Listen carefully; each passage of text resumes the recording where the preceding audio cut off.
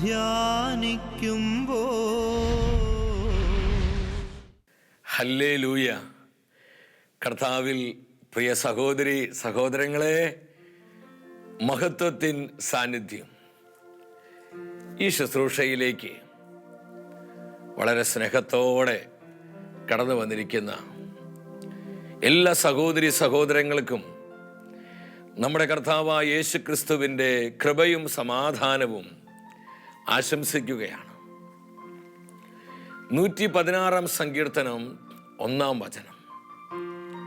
സങ്കീർത്തകൻ ഏറ്റുപറയുകയാണ്, ഞാൻ കർത്താവിനെ സ്നേഹിക്കുന്നു, എൻ്റെ പ്രാർത്ഥനയുടെ സ്വരം അവിടുന്ന് ശ്രദ്ധിച്ചു. വളരെ മനോഹരമായ തിരുവചനമാണിത്. ഞാൻ എൻ്റെ കർത്താവിനെ സ്നേഹിക്കുന്നു, എന്തെന്നാൽ എൻ്റെ പ്രാർത്ഥനയുടെ ശബ്ദം അവിടുന്ന് കേൾക്കുന്നു. നമ്മുടെ പ്രാർത്ഥനകൾക്ക് ഉത്തരം നൽകുന്നവനാണ് നമ്മുടെ കർത്താവ്. പ്രാർത്ഥിക്കുമ്പോൾ പ്രവർത്തിക്കുന്ന ദൈവത്തെക്കുറിച്ചാണ് വിശുദ്ധ ബൈബിൾ നമുക്ക് വെളിപ്പെടുത്തി തരുന്നത്. എൻ്റെ സഹോദരി സഹോദരങ്ങളെ, ഈ സത്യം മനസ്സിലാക്കിക്കൊണ്ട് തുറന്നു വരുന്ന നിമിഷങ്ങളിൽ നമ്മുടെ നിരവധിയായ ആവശ്യങ്ങൾക്കും നമ്മളിപ്പോൾ അനുഭവിച്ചുകൊണ്ടിരിക്കുന്ന പലവിധ പ്രതിസന്ധികളുണ്ട്. ലോകം മുഴുവൻ കോവിഡ് മൂലം ഒരുപാട് കഷ്ടപ്പെടുകയാണ്. എന്താണ് ഇനി സംഭവിക്കാൻ പോകുന്നത്? കാര്യങ്ങൾ എപ്രകാരം ക്രമപ്പെടും? ആർക്കും ഒരു ഉറപ്പില്ല. ഒരു അനിശ്ചിതാവസ്ഥ നമ്മുടെ മുൻപിൽ നിലനിൽക്കുന്നുണ്ട്. എന്നാൽ ദൈവം എല്ലാം അറിയുന്നവനാണ്. അവിടുന്ന് അറിയാതെയും അനുവദിക്കാതെയും നമ്മുടെ ജീവിതങ്ങളിൽ ഒന്നും തന്നെ സംഭവിക്കുന്നില്ല. നാം പൂർണ്ണമായും കർത്താവിൻ്റെ കൃപയിൽ ശരണപ്പെട്ട് ഒരു മനസ്സോടെ പ്രാർത്ഥിക്കുവാൻ തയ്യാറായാൽ ഈ പ്രതിസന്ധിയുടെ നാളുകളിൽ ദൈവമായ കർത്താവ് തൻ്റെ പ്രവൃത്തി നമുക്കായി വെളിപ്പെടുത്തും. നമ്മുടെ മനസ്സിൻ്റെ ദുഃഖങ്ങൾ, നമ്മൾ നേരിടുന്ന വിവിധങ്ങളായ തകർച്ചകൾ, നമ്മുടെ നിയോഗങ്ങൾ, നമ്മുടെ കുഞ്ഞുങ്ങൾ, അവരുടെ പഠനം, അവരുടെ ഭാവി, വിട്ടുമാറാത്ത ചില രോഗങ്ങൾ, സാമ്പത്തികമായ പരാധീനതകൾ എല്ലാം നമ്മുടെ കർത്താവിൻ്റെ ബലമുള്ള കരങ്ങളിലേക്ക് ഏൽപ്പിച്ചു കൊടുത്ത് നമ്മൾ ഒരുമിച്ച് പ്രാർത്ഥിക്കാൻ പോവാണ്. ദൈവസന്നിധിയിൽ സാധിക്കുന്നവരെല്ലാം ഒന്ന് എഴുന്നേറ്റ് നിന്ന് വലതുകരം സ്വർഗത്തിലേക്ക് ഉയർത്തി നമ്മൾ ഒരുമിച്ച് ദൈവത്തിൻ്റെ പരിശുദ്ധാത്മാവിനെ വിളിച്ച് പ്രാർത്ഥിക്കാൻ പോവാണ്. പരിശുദ്ധാത്മ പ്രവർത്തിക്കുമ്പോൾ കാര്യങ്ങൾക്കെല്ലാം തീരുമാനമുണ്ടാകും. പരിശുദ്ധാത്മ പ്രവർത്തിക്കുമ്പോൾ പ്രതിബന്ധങ്ങളെല്ലാം തകർക്കപ്പെടുകയാണ്. നമ്മുടെ മുൻപിലുള്ള മലകളെ നിരപ്പാകുന്നു. നമ്മുടെ മുൻപിൽ അടഞ്ഞുകിടക്കുന്ന പിച്ചള വാതിലുകളെല്ലാം തകർക്കപ്പെടുന്നു. എല്ലാ പർവ്വതങ്ങളെയും പരിശുദ്ധാത്മാവ് സമതലങ്ങളാക്കി മാറ്റുകയാണ്. പരിശുദ്ധാത്മാവിനെ സ്നേഹിച്ചുകൊണ്ട്, പരിശുദ്ധാത്മ നിറവനായി ആഗ്രഹിച്ചുകൊണ്ട് സ്വരമുയർത്തി നമ്മൾ ഒരുമിച്ച് വിളിക്കുന്നു, ദൈവത്തിന്റെ പരിശുദ്ധാത്മാവേ, ഞങ്ങളുടെ മധ്യേ വരണമേ, അത്ഭുതങ്ങളും അടയാളങ്ങളും ഞങ്ങൾക്ക് നൽകണമേ. പ്രതിസന്ധികളിൽ അവിടുന്ന് പ്രവർത്തിക്കണമേ. ഞങ്ങളുടെ ആവശ്യങ്ങളിൽ അത്ഭുതങ്ങൾ ചെയ്യണമേ. പരിശുദ്ധാത്മാവേ, ലോകരാജ്യങ്ങളിൽ ഭൂഖണ്ഡങ്ങളിൽ എല്ലാ ജനപദങ്ങളിലും അഭിഷേക തീയായി കത്തിപ്പടരണമേ.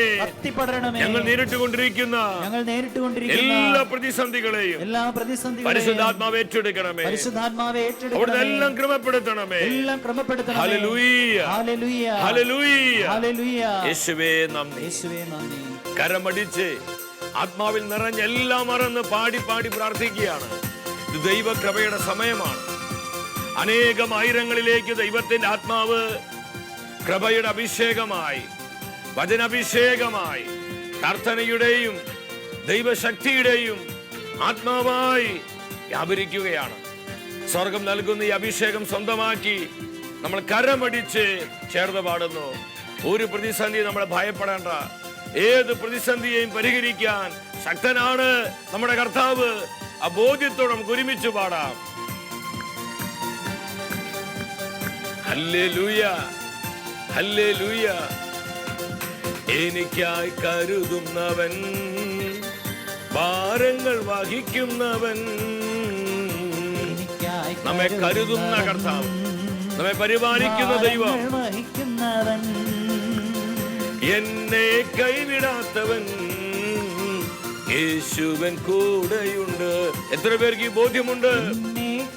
ഈ പ്രതിസന്ധിയുടെ നാളുകൾ നമ്മൾ ഒറ്റയ്ക്കല്ല, കൂടെ കർത്താവായ യേശുവുണ്ട്. പരീക്ഷ എന്റെ ദൈവം അനുവദിച്ചാൽ പരിഹാരം എനിക്കായി കരുതിയിട്ടുണ്ട്. ഈശോയെ, ഞങ്ങളത് വിശ്വസിക്കുന്നു, ഏറ്റുപറയുന്നു. പ്രിയപ്പെട്ടവരെ, എല്ലാം നന്മയ്ക്കാക്കി മാറ്റുന്ന ദൈവം ആ വലിയ ബോധ്യത്തോടെ ഒരുമിച്ച് എന്തിനെന്ന് ചോദിക്കില്ല.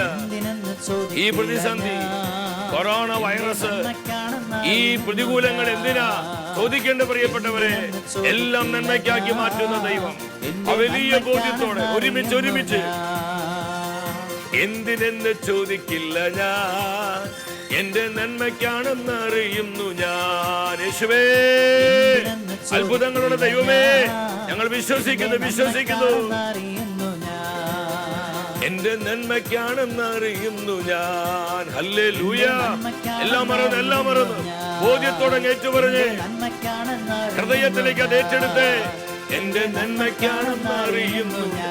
ഇരു കരങ്ങളും സ്വർഗത്തിലേക്ക് ഉയർത്തി ഇടിമുഴക്ക ശക്തിയോടെ, പെരുവെള്ളത്തിന് ഇരുമ്പലോടെ ജീവിക്കുന്ന കർത്താവിന്റെ അത്ഭുത നാമത്തെ വിളിച്ച് നമ്മൾ പ്രാർത്ഥിക്കുന്നു. യേശുവേ, അത്ഭുതങ്ങളുടെ ദൈവമേ, കരങ്ങൾ നീട്ടിത്തരണമേ. കൃപയുടെ കരങ്ങള്, അനുഗ്രഹത്തിന്റെ കരങ്ങള്, പരിപാലന കരങ്ങള് പ്രതിസന്ധിയുടെ നാളുകളിൽ നിങ്ങൾക്കായി നീട്ടിത്തരണമേ കർത്താവേ. ഒരുപാട് ആശങ്കകള്, ഒരുപാട് വേദനകള്, പലവിധത്തിലുള്ള സംശയങ്ങള്, അവ്യക്തതകളെല്ലാം ഞങ്ങളുടെ ജീവിതത്തിലുണ്ട് കർത്താവേ. ഈ പ്രതിസന്ധികളിൽ ഇറങ്ങി വന്ന് അവിടുന്ന് പ്രവർത്തിക്കണമേ. Hallelujah, hallelujah, hallelujah. എല്ലാ കെട്ടുകളെയും പൊട്ടിക്കണമേ, എല്ലാ മുഖങ്ങളെയും ഒടിക്കണമേ, എല്ലാ പ്രതിബന്ധങ്ങളെയും തകർക്കണമേ. ലോകരാജ്യങ്ങൾക്ക് ആശ്വാസം കൊടുക്കണമേ. ഭൂഖണ്ഡങ്ങളിൽ അങ്ങനെ ശക്തി വ്യാപരിക്കട്ടെ. കർത്താവിൽ നിന്ന് കൃപ ഒഴുകട്ടെ. കർത്താവേ, പ്രതിസന്ധിയുടെ നാളുകളിൽ അങ്ങ് ഞങ്ങൾക്ക് വേണ്ടി പ്രവർത്തിക്കണമേ. Hallelujah, hallelujah. കർത്താവേ, അങ്ങയുടെ വിമോചനത്തിന്റെ കരങ്ങൾ ഞങ്ങൾക്കായി നീട്ടിത്തരണമേ. ലോകത്തിന് വേണ്ടി ഞങ്ങൾ പ്രാർത്ഥിക്കുന്നു കർത്താവേ. തിരുസഭയ്ക്ക് വേണ്ടി ഞങ്ങൾ പ്രാർത്ഥിക്കുന്നു. കോവിഡ് ബാധിച്ച ജനലക്ഷങ്ങൾക്ക് വേണ്ടി ഞങ്ങൾ പ്രാർത്ഥിക്കുന്നു. അവരെ പരിചരിക്കുന്ന ആതുര ശുശ്രൂഷകർക്ക് വേണ്ടി, ലോകരാജ്യ ഗവൺമെന്റുകൾക്ക് വേണ്ടി ഞങ്ങൾ പ്രാർത്ഥിക്കുന്നു. കർത്താവേ, കൃപ ചെയ്യണമേ. കർത്താവേ, കരുണ കാണിക്കണമേ. അവിടുത്തെ പരിശുദ്ധാത്മാവിനെ വർഷിക്കണമേ. പരിശുദ്ധ അമ്മേ, അമ്മയുടെ വിമല ഹൃദയത്തിലേക്ക് ലോകം മുഴുവനെയും സഭയെയും ഞങ്ങൾ സമർപ്പിക്കുകയാണ്. പരിശുദ്ധാത്മാവിന്റെ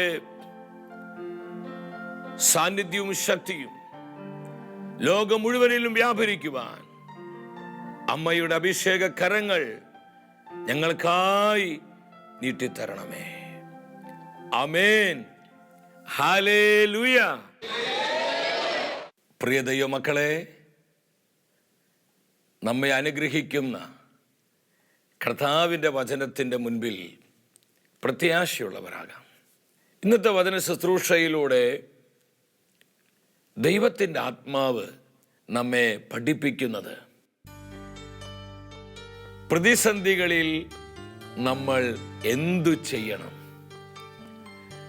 പ്രതിസന്ധികളിൽ നമ്മൾ എന്തു ചെയ്യണം.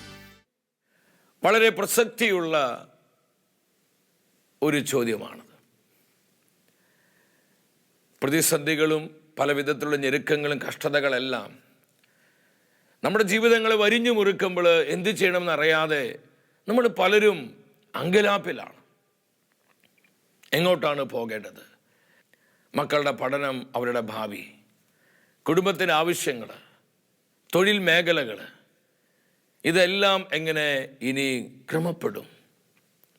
ലോകത്തെക്കുറിച്ച്, സഭയെക്കുറിച്ചുള്ള പല ആശങ്കകളെല്ലാം നമ്മുടെ ഉള്ളിലുണ്ട്.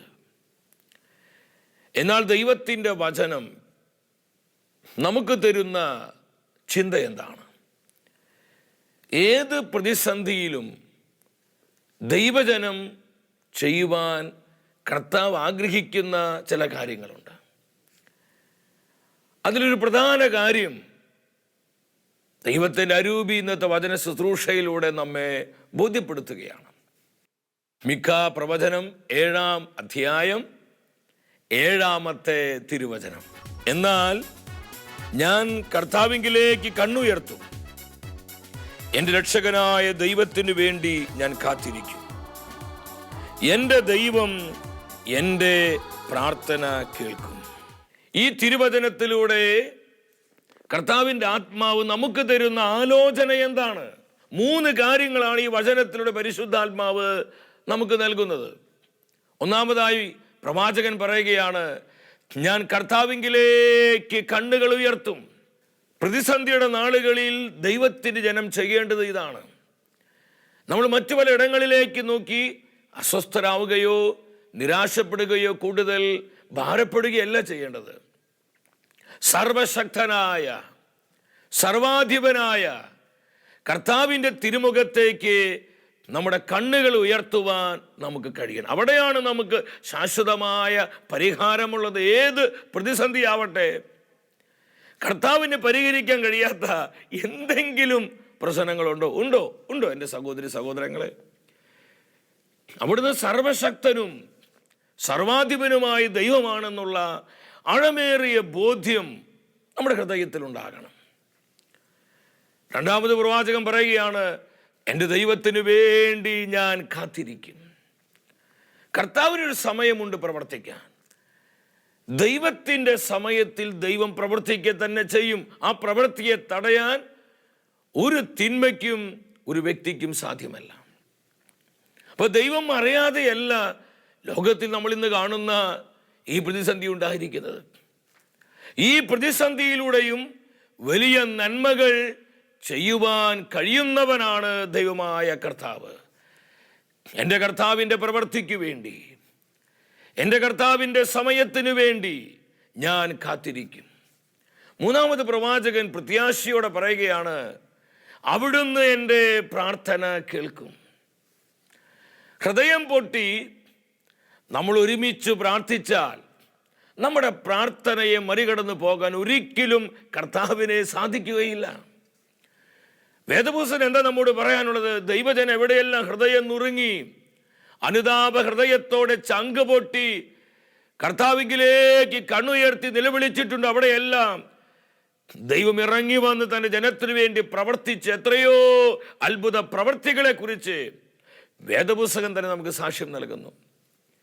സഭയുടെ ചരിത്രത്തിലും ഇതുപോലെയുള്ള ദൈവിക ഇടപെടലുകൾ നമുക്ക് കാണുവാൻ കഴിയും.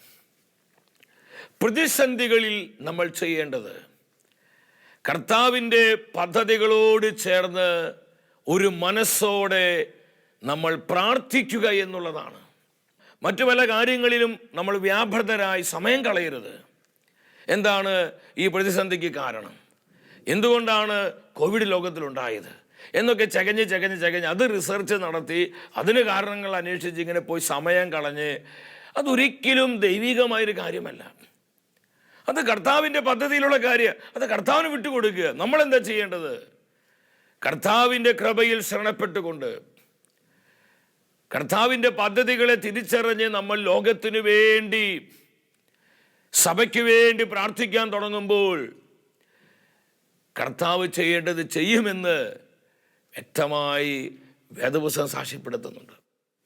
നമ്മൾ പുതിയ നിയമത്തിനും പഴയ നിയമത്തിൽ നിന്നും ഇതിനോട് ബന്ധപ്പെട്ട 2 ദൃഷ്ടാന്തം കാണുകയാണ്. അപ്പോസ്തല പ്രവർത്തനം 4-ാം അധ്യായത്തിലോട്ട് വരണം. സഭ വലിയൊരു പ്രതിസന്ധിയിലാവുകയാണ്. 4:18 വചനം പറയുന്നു, ജനപ്രമാണികളും പുരോഹിത പ്രഭുക്കന്മാരും അപ്പോസ്തലന്മാരെ വിളിച്ച്, പത്രോസും യോഹന്നാനെ അവിടെ കാണാൻ പറ്റും, അവരോട് കർശനമായ ഭാഷയിൽ താക്കീത് കൊടുത്ത് അവരെ ഭീഷണിപ്പെടുത്തുകയാണ്. യേശുവിൻ്റെ നാമത്തിൽ നിങ്ങൾ സംസാരിക്കുകയോ പഠിപ്പിക്കുകയോ ചെയ്യരുത്. നിങ്ങൾ യേശു ക്രിസ്തുവിൻ്റെ നാമം ഉച്ചരിക്കരുത്. യേശുവിൻ്റെ നാമം നിങ്ങൾ പബ്ലിക്കായി പറയരുത്. ആരോടും നിങ്ങൾ യേശുവിനെ കുറിച്ച് സംസാരിക്കരുത്. യേശുവിൻ്റെ നാമത്തിൽ ഒരു പഠനവും ഇവിടെ ആവശ്യമില്ല. കർശനമായ താക്കീത് കൊടുക്കുകയാണ്.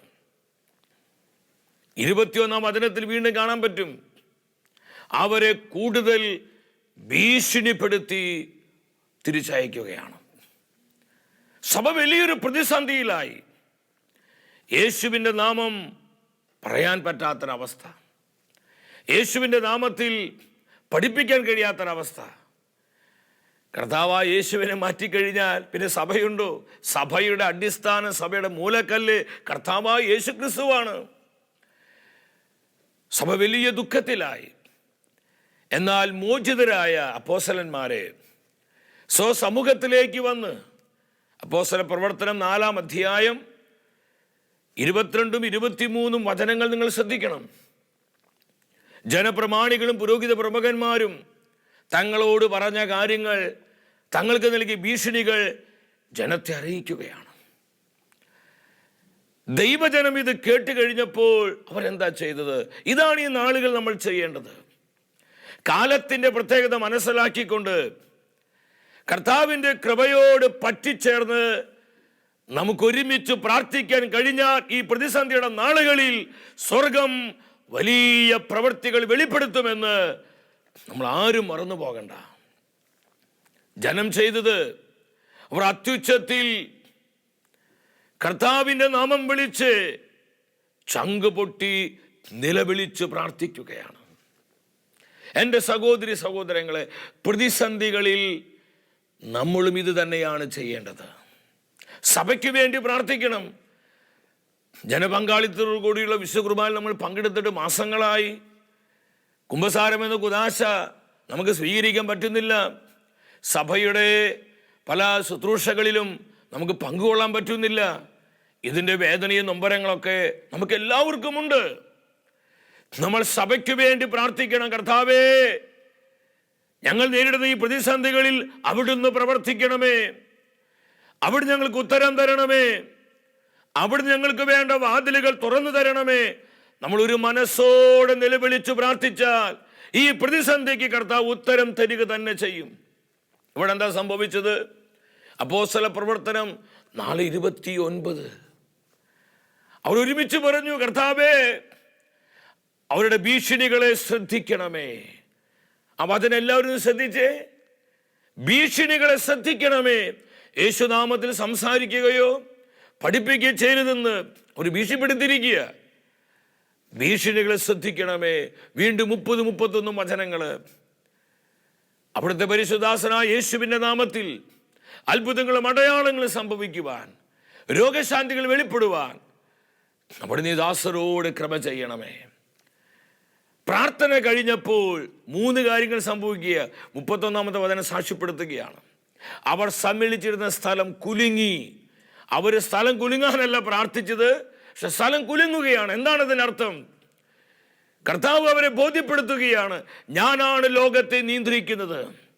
തൻ്റെ സർവാധിപത്യം തൻ്റെ പ്രിയപ്പെട്ടവരെ കൂടുതൽ കൂടുതൽ കർത്താവ് ബോധ്യപ്പെടുത്തുകയാണ്.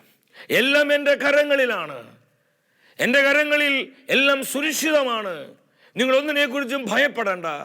ഈ പ്രതിസന്ധി നിങ്ങൾ പേടിക്കേണ്ട. ഈ ഭീഷണി കണ്ടുകൊണ്ട് നിങ്ങൾ അസ്വസ്ഥരാകേണ്ട. ഞാനാണ് എല്ലാറ്റിനും മേൽ റൂൾ ചെയ്യുന്നത്, എല്ലാറ്റിനും നിയന്ത്രിക്കുന്നത് ഞാൻ തന്നെയാണെന്ന് ബോധ്യപ്പെടുത്തുവാൻ ആ സ്ഥലം കുലുങ്ങുകയാണ്. ദൈവശക്തിയുടെ വ്യാപാരം അവിടെ സംഭവിക്കുകയാണ്. രണ്ടാമത്, അവരെല്ലാം പരിശുദ്ധാത്മാവിൽ നിറഞ്ഞു. നമ്മൾ പെന്തക്കോസ്തയ്ക്ക് വേണ്ടി ഒരുങ്ങി പ്രാർത്ഥിച്ചുകൊണ്ടിരിക്കുന്ന ആളുകളാണ്. പരിശുദ്ധാത്മാനുഭവത്തിന് വേണ്ടി, പരിശുദ്ധാത്മ സാന്നിധ്യത്തിന് വേണ്ടി ഹൃദയം നുറുങ്ങി നമ്മൾ പ്രാർത്ഥിക്കണം. അവരെല്ലാം ആത്മാവിൽ നിറയപ്പെട്ടു. മൂന്നാമത്, ധൈര്യപൂർവം കർത്താവിൻ്റെ വചനം പ്രസംഗിച്ചു. ഇതിന് റിസൾട്ട് എന്താണ്? അപ്പോസ്തല പ്രവർത്തനം 5:14 വരണം. കർത്താവ് യേശുവിൽ വിശ്വസിച്ച സ്ത്രീ പുരുഷന്മാരുടെ സംഖ്യ വർദ്ധിച്ചുകൊണ്ടേയിരുന്നു. സഭ അതിവേഗം വളരുകയാണ്. സഭയ്ക്ക് വളർച്ചയുണ്ടാവുകയാണ്. എൻ്റെ സഹോദരി സഹോദരങ്ങളെ, ഈ പ്രതിസന്ധിയുടെ നാളുകളിലും സഭയ്ക്ക് വലിയ വളർച്ച കർത്താവ് നൽകുന്നുണ്ട്. സഭയുടെ ശുശ്രൂഷകളെ കർത്താവ് ബലപ്പെടുത്തിക്കൊണ്ടിരിക്കുന്നുണ്ട്. എല്ലാം കഴിഞ്ഞു, എല്ലാം തീർന്നു, നമുക്കിതെല്ലാം നഷ്ടപ്പെട്ടു പോയല്ലോ എന്നുള്ള ഒരു നിഷേധാത്മകമായ ചിന്ത നമുക്ക് ആർക്കും വേണ്ട പ്രിയപ്പെട്ടവരെ. ഈ നാളുകളിലും കർത്താവ് തൻ്റെ സഭയെ പടുത്തുയർത്തിക്കൊണ്ടിരിക്കുകയാണ്. അവരുടെ പ്രാർത്ഥനയ്ക്ക് ഉത്തരം കിട്ടി. പ്രതിസന്ധിയിൽ അവർ ഒരുമിച്ച് പ്രാർത്ഥിച്ചപ്പോൾ ദൈവം തൻ്റെ പ്രവൃത്തി തൻ്റെ ജനത്തിന് വെളിപ്പെടുത്തുകയാണ്. പഴയ നിയമത്തിലോട്ട് നിങ്ങൾ എസ്തേറിൻ്റെ പുസ്തകമാണ്. അവിടെ ദൈവജനം ഇതുപോലത്തെ മറ്റൊരു പ്രതിസന്ധിയിലാവുകയാണ്. 13-ാം അധ്യായം 6-ാമത്തെ വചനം ഞാൻ വായിക്കാം. നിങ്ങൾ സ്ക്രീനിലോട്ട് നോക്കി ഒരുമിച്ച് വചനം വായിക്കുക. അതുകൊണ്ട് ഈ വാർത്ത 12-ാം മാസമായ ആദാർ മാസം 14-ാം ദിവസം എല്ലാ കാര്യങ്ങളുടെയും ചുമതല വഹിക്കുന്നവനും നമ്മുടെ 2-ാമത്തെ പിതാവുമായ ഹാമാന്റെ കത്തുകളിൽ എടുത്തു പറഞ്ഞിട്ടുള്ളവരെ എല്ലാം ഭാര്യമാരോടും കുട്ടികളോടുമൊപ്പം പരിപൂർണമായി നിർദ്ധയം അവരുടെ ശത്രുക്കളുടെ വാളിനിരയാക്കി നശിപ്പിക്കണമെന്ന് ഞാൻ കൽപ്പിക്കുന്നു. ദൈവജനത്തെ നശിപ്പിക്കുവാൻ വളരെ തന്ത്രപൂർവം രാജാവിനെ സ്വാധീനിച്ചുകൊണ്ട് പേർഷ്യൻ സാമ്രാജ്യത്തിന് മന്ത്രിയായ ഹാമാൻ കാര്യം സാധിച്ചെടുക്കുകയാണ്. ആദാർ മാസം 13-ാം തീയതി യഹൂദജനം മുഴുവനെയും കൊന്നെടുക്കുവാൻ രാജാവ് കൽപ്പന പുറപ്പെടുവിച്ചു. തുടർന്നുള്ള വചനങ്ങളിൽ കാണാൻ പറ്റും. അവരെല്ലാ പ്രവിശ്യകളിലും രാജാവിൻ്റെ കൽപ്പന എത്തിക്കുകയാണ്. പെട്ടെന്നാണ് അവരെല്ലാവരിലേക്ക് എത്തിക്കുകയാണ്. 4-ാം അധ്യായം 1-2 വചനങ്ങളിൽ ഈ വിവരം അറിഞ്ഞപ്പോൾ മൊർദെഖായി കർത്താവിൻ്റെ പ്രിയപ്പെട്ട ദാസനാണ്. ഈ നാളിൽ നമ്മളിതാ ചെയ്യേണ്ടത്. ലോകജനത പ്രതിസന്ധിയിലാണ്. ഒരുപാട് കഷ്ടങ്ങളുണ്ട്. സാമ്പത്തികമായ തകർച്ചകൾ, വിദ്യാഭ്യാസപരമായ മേഖലകളിൽ, അതുപോലെ വ്യവസായ രംഗങ്ങളിൽ, എല്ലാ മേഖലകളിലും അതിൻ്റേതായ കുറേ പ്രതിസന്ധികളുണ്ട്. സഭയിലും നമുക്കിത് കാണാൻ പറ്റുന്നു. പല വിധത്തിലുള്ള പ്രതിസന്ധികളുണ്ട് നമ്മുടെ കുടുംബങ്ങളിലെല്ലാം. എൻ്റെ പ്രിയപ്പെട്ടവരെ, മൊർദെഖായി എന്താ ചെയ്തത്? ഈ വിവരം അറിഞ്ഞപ്പോൾ അവൻ വാവിട്ട് നിലവിളിക്കുകയാണ് കർത്താവിൻ്റെ സന്നിധിയിൽ. അവൻ തലയിലേക്ക് പൂഴിയെല്ലാം വാരി വിതറി തൻ്റെ വസ്ത്രം കീറിക്കൊണ്ട് അവൻ ഉച്ചത്തിൽ നിലവിളിക്കുകയാണ്. തുടർന്ന് മൊർദെഖായി രാജ്ഞിയായ എസ്തേറിനോട് കാര്യം പറയും. നമ്മൾ വലിയ അപകടത്തിലാണ്, നീ ഈ പ്രശ്നത്തിന് ഉത്തരം തരണം. എസ്തേർ രാജ്ഞി പറയും, രാജാവിന് അനുവാദമില്ലാതെ രാജസന്നിധിയിൽ പ്രവേശിക്കാൻ സാധ്യമല്ല. ഇത് രാജാവിൻ്റെ നിയമമാണ്. ഉടനെ മൊർദെഖായി ഒരു പ്രവാചക ശബ്ദത്തോടെ പറയാണ്, ഈ സമയം നീ മൗനം പാലിച്ചാൽ കർത്താവിൻ്റെ ജനത്തിന് മറ്റൊരിടത്തു നിന്ന് വിമോചനവും രക്ഷയും വരും. എന്നാൽ നീയും നിന്റെ പിതൃഭവനം നശിച്ചു പോകും. എൻ്റെ പ്രിയപ്പെട്ടവരെ, കാലത്തിൻ്റെ പ്രത്യേകത മനസ്സിലാക്കിക്കൊണ്ട് നമ്മൾ ആത്മാവിൽ ഒരുങ്ങി പ്രാർത്ഥിക്കണം. ഇതിനോട് ബന്ധപ്പെട്ടൊരു കാര്യം നിങ്ങൾ പങ്കുവെക്കാൻ ഞാൻ ആഗ്രഹിക്കുകയാണ്.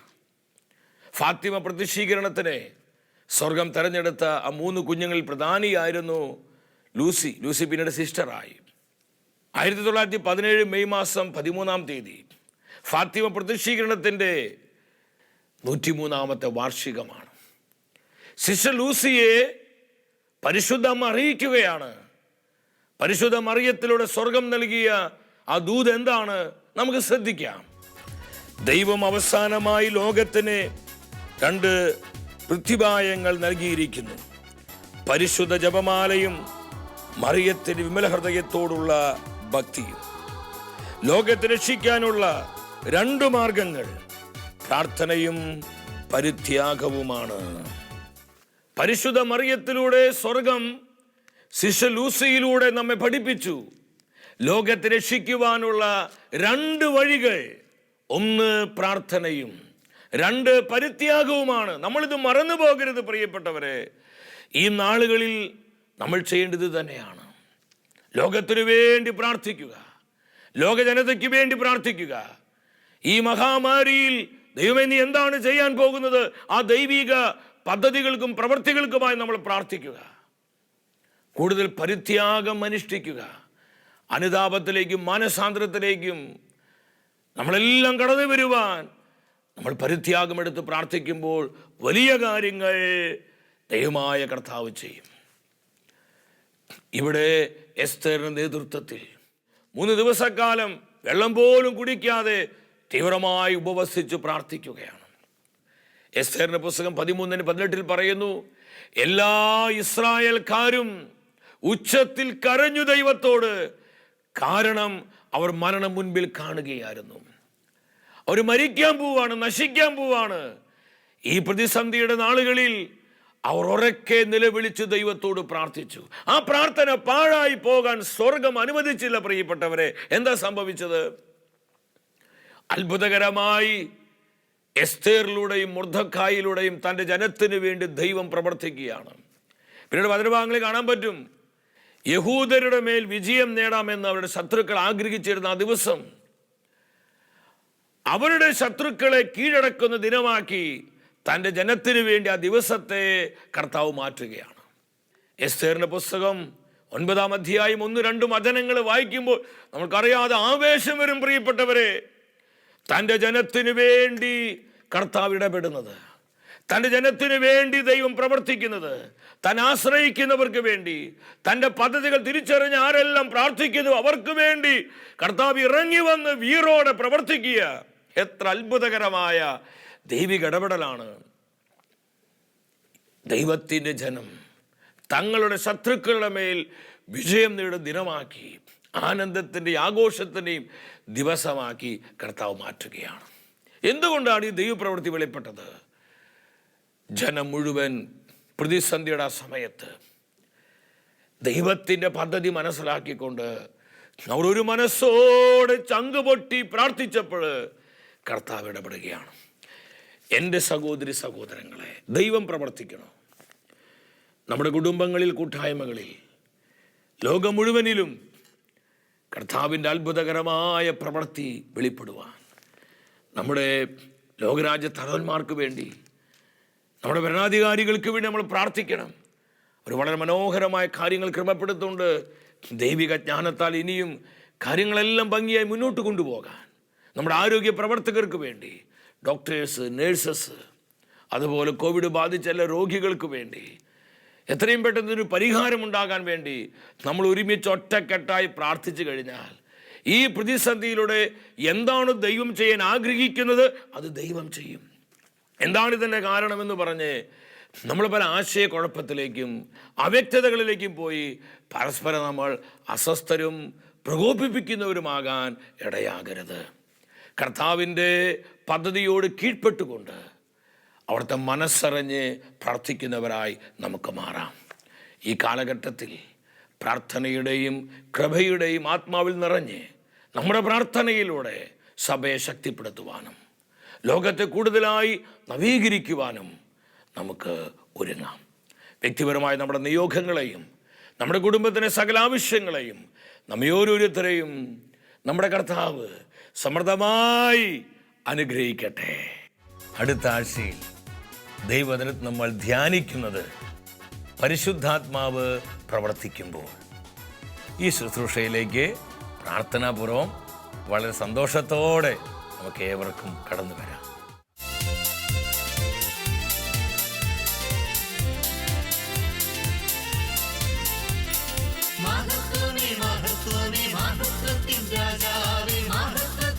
സാന്നിധ്യം മഹത്വമേ മഹത്വമേ മഹത്വമേ